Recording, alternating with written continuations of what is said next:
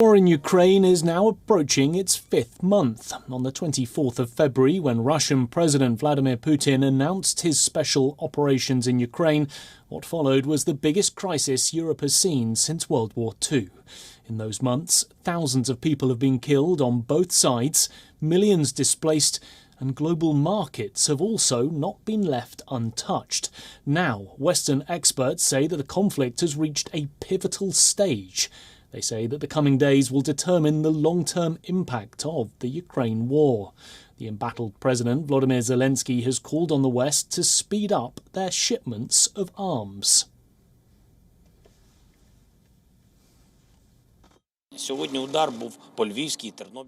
Today the missile strike was inflicted on Lviv and Chernobyl regions, and we keep telling our partners that Ukraine needs modern missile defense systems. Our country does not have them at a sufficient level yet, but it is in our country, and right now it is the greatest need for such weapons in Europe. Therefore, procrastination with its provision cannot be justified. Currently, though, as Ukraine is calling for more help, Western nations are dealing with their own problems at home. In the last few months, countries have sent millions of dollars worth of aid to Ukraine. But time is catching up with them, and so are the cost of living problems back home. Inflation numbers across the world are up, and there's a spike in global crude oil prices. And on top of this, the war has also triggered a grains shortage. Meanwhile, Russian forces are currently focusing their firepower on the strategically important city of Severodonetsk. It's part of Moscow's bid to capture the significant chunk of eastern Ukraine. Regional officials say that there are around 500 people hiding inside a chemical factory in Severodonetsk. Russian state media claims the people trapped are being used as human shields by Ukraine's forces.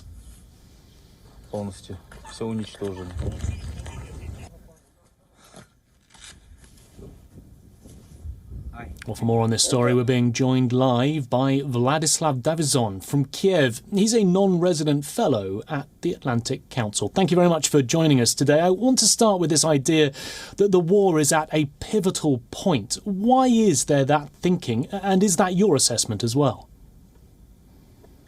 Yes, I do agree with my colleagues that this is a really difficult moment for the Ukrainians and a pivotal one which will determine the path dependency and the way that the conflict will continue to evolve. Obviously, the Russians did very badly in the first 3 months, and the Ukrainians won the battles of Kharkiv and the battle of Kyiv. But now it's at the point where the Russians have concentrated all their firepower and everything they have on taking specific places in the Donbass, and they have 10 times as much artillery fire, 50,000 shells landing a day for every 5,000 or 6,000 that the Ukrainians have. So the Ukrainians are starting to lose in the east of the country, in Donbass, and this can lead to a situation where the Russians can pick up momentum and the Ukrainians can lose their morale.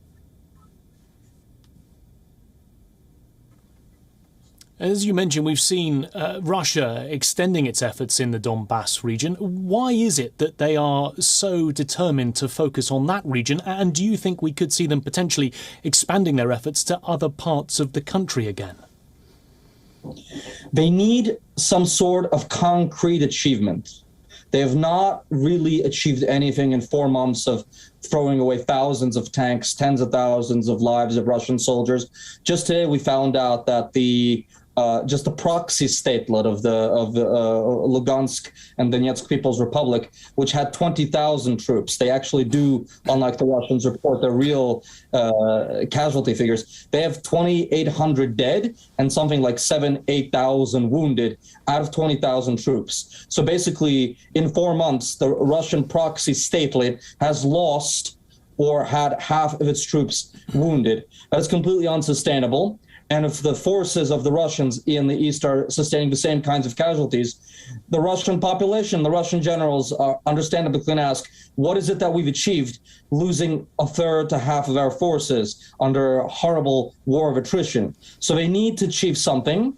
They're going to put all their might in taking the entire Donetsk region and the entire Lugansk region, and afterwards they're going to expand their fighting in the south to take more territory around Zaporizhia and around Kherson, and to push out of Nikolaev into my family's Odessa region, which I really hope doesn't happen. That would really be bad.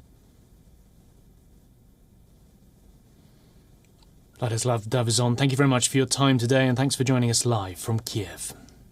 Thank you so much.